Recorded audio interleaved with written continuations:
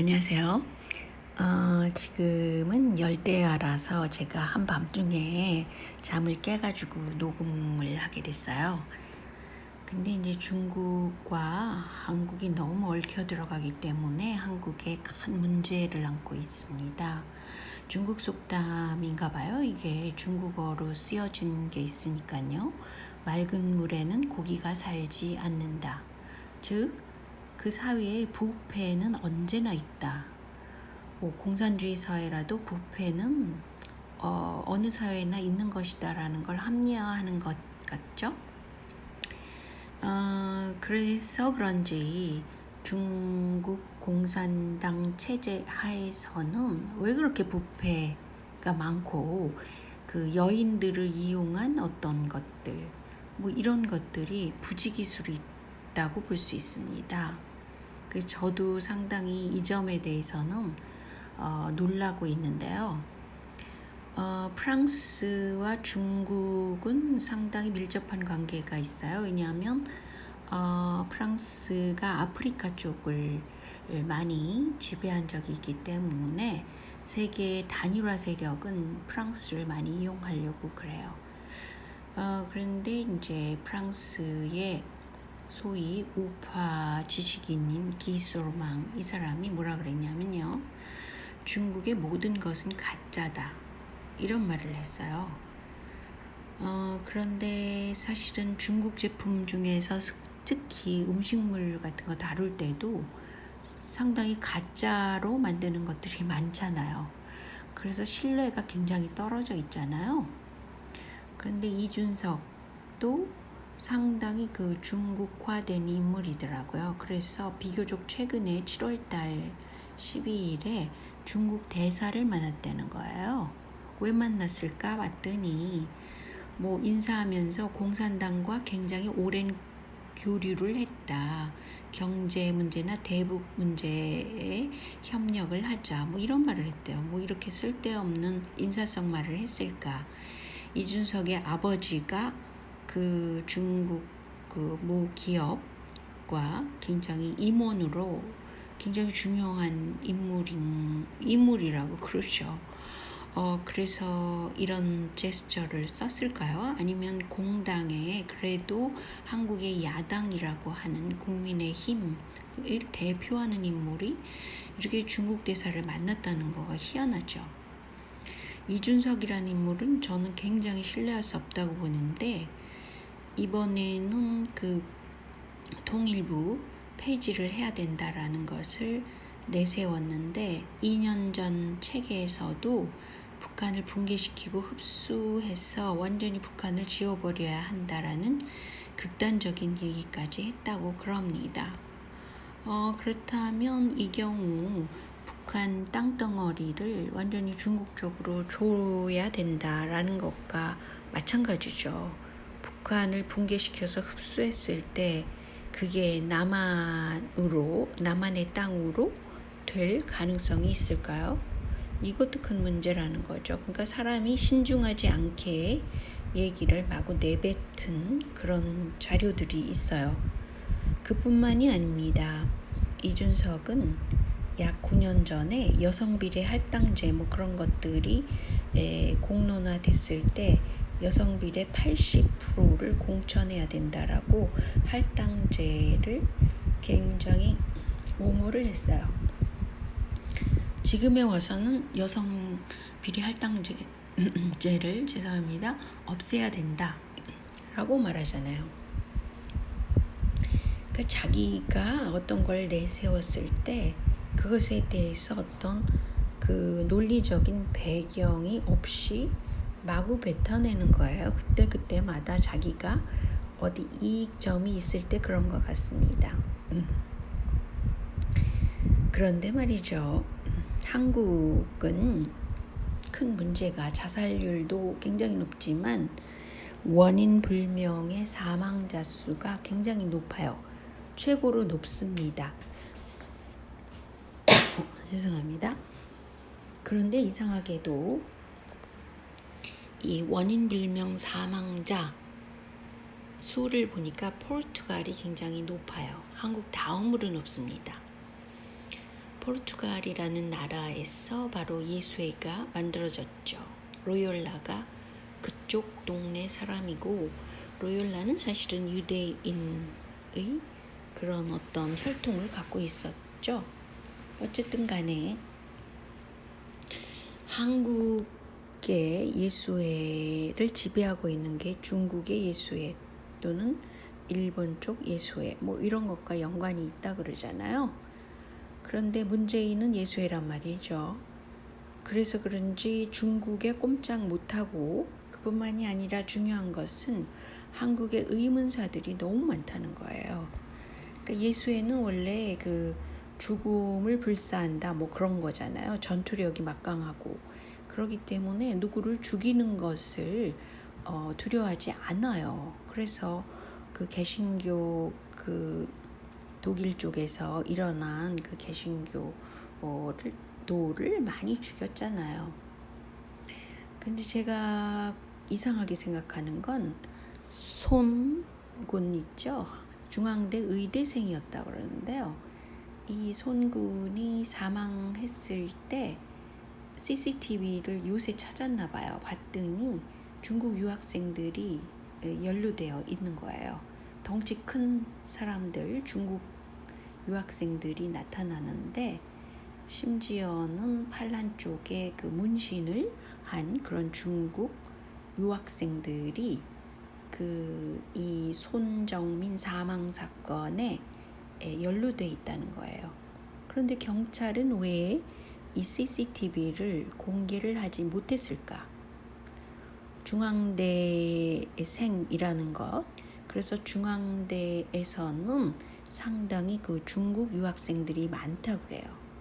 그것은 중앙대를 나온 문재인의 영향력이 있을 수 있고요. 또한 한국에는 지금 한국 대학생 수가 줄어들고 중국 유학생들을 굉장히 많이 받아들인 거예요. 그래서 사립대에서 돈벌이에만 신경을 쓰는 거죠. 국가의 미래나 지금 현재 문제를 직시하지 못하는 겁니다. 그래서 덩치 큰 이 중국 유학생들이 연루되어 있는 이 사건을 한국의 경찰은 쉬쉬하고 넘어갔다는 거예요. 증거물이 있는데. 그런데 이 손정민, 이 죽은 이 학생 집안은 또 카톨릭 집안이에요. 그 삼성물산에서 일을 한 적이 있다고 그러죠. 이 손군의 아버지는. 그래서 어쨌든 상당히 이런 문제를 서로 안고 있는 겁니다. 그런데 여기 중국 노래를 흥얼거리는 그런 그 중국 유학생들이 있었고요. 또 중요한 것은 그 캔디형 마약이라는 것이 있다고 그러는데, 이것을 동석자 A라고 추정되는 인물이 입에 물고 있었답니다.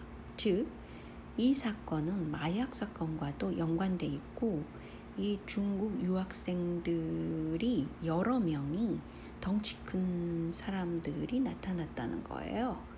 그래서 중앙대 농구부에 있나 봐요. 이 덩치 큰 중국 유학생들이. 그래서 중대 농구부를 조사해야 된다, 이런 말이 있고요. 저는 도대체 이것이 한국의 경찰이 무엇을 하는가? 이 정치화된 경찰이 그 민간인을 보호할 수 없다는 거예요. 그리고 물론 여기서는 사립대의 재정 적자를 메꾸기 위해서 중국 유학생을 받아들이는 구조적인 문제가 또 있고요. 또 중앙대학 출신인 문재인의 또 중국 사랑, 이 문제가 있고요. 그 이유는 문재인이 예수회이기 때문에 중국 예수회에 꼼짝 못한다는 거죠. 이렇게 구조적으로 서로 연결고리를 갖고 있고 치안에 문제가 있는 것입니다. 그 치안에 문제가 있다는 것은 상당히 큰 문제죠. 이게 정치의 여야를 상관없는 겁니다. 그런데 중국은 외국 언론 장악에 1년 기준 11조 원을 쓴다고 그래요. 이 때문에 트럼프가 야 이거 큰일 났다. 중국을 고립시켜야 되겠다. 라고 마음을 먹게 된 원인이라고 합니다. 그러니까 미국에 있는 큰 외국 언론사도 장악당할 수 있다는 거고 정치계는 민주당계를 돈과 여인으로 꼬슬려가지고 지금 장악당하고 있잖아요. 그래서 이제 트럼프가 손을 쓰게 된 겁니다. 근데 한국에서는 야당이라고 하는 세력까지도 지금 그 중국의 그 민계에 넘어간 거죠. 이 주옥파와 김무성의 관계는 굉장히 오랫동안 있었다는 거예요. 6년 전에 찍은 사진입니다. 물론 한국의 민주당계에 그 로비를 한 것은 이미 알려져 있지만 어떻게 한국의 야당이라고 하는 그래서 정권 교체를 해야 된다고 하는 입장에 있는 그 김무성 이 사람은 조선일보와 친인척 관계잖아요. 돈도 많고 얼마 전에 그 사기 사건과도 연루돼 있는데 거기도 중국계와 연루되어 있죠. 칭화대 소속의 교수라고 하는 자와 김무성이 연관되죠. 그런데 한국의 언론 장악을 보면은 이 홍석현 씨가 제일 문제잖아요. 탄핵 주도를 한 사람이고 그런데 홍석현의 동생 홍석조라는 사람과 친구 관계가 황교안이라는 거예요. 그래서 즉 황교안과 홍석현은 서로 굉장히 친밀한 관계라는 거죠. 그래서 현재 그 정권 교체는 불가능하다. 왜냐하면 언론이 장악돼 있고 또 권력에서 중요한 검찰 조직, 판사 조직 이런 것과도 연관돼 있다는 거예요.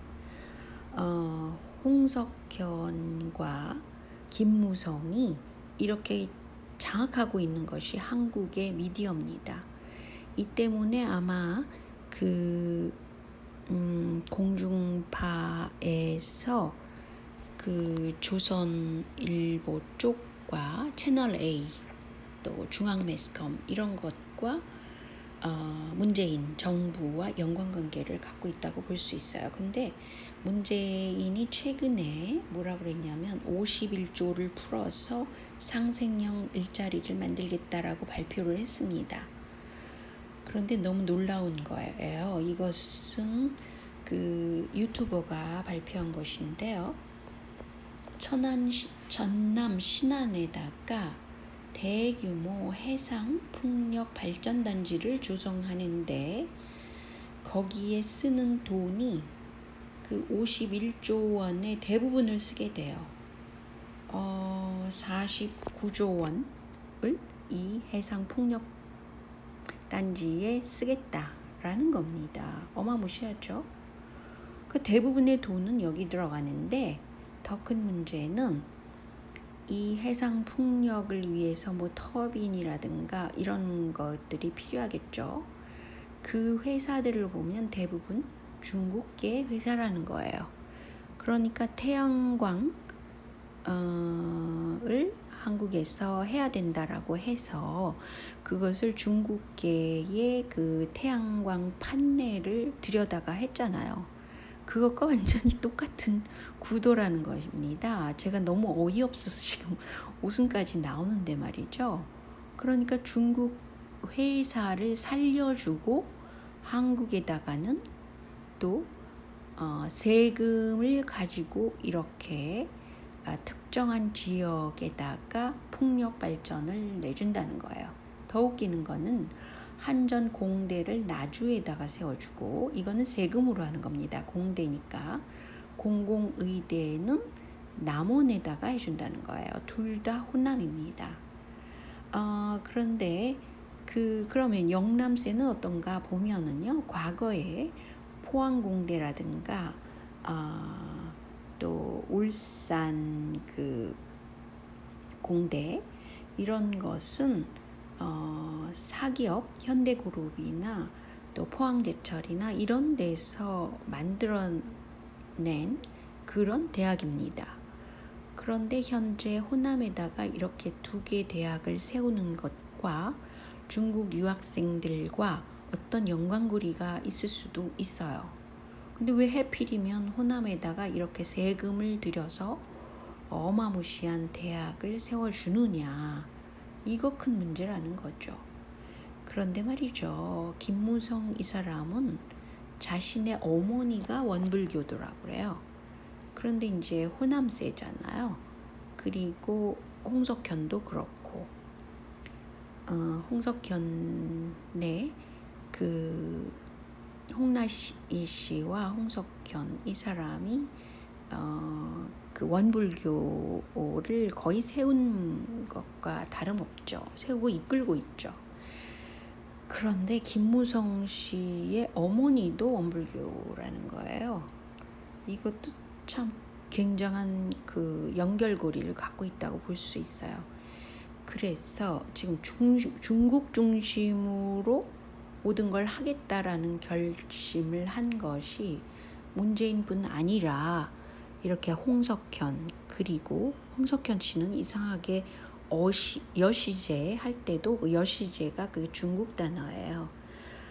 김무성까지 이렇게 연결고리를 갖고 있어요. 그래서 한국의 여야는 지금 현재 야당 구실을 못할 뿐더러 부정선거가 드러났음에도 그 이준석이 부정선거 없었어요. 이렇게 계속 얘기를 하잖아요.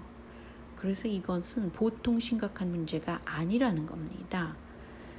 그래서 여러분들이 널리 알려주셔야 됩니다. 자, 여기까지 왔네요. 안녕히 계세요.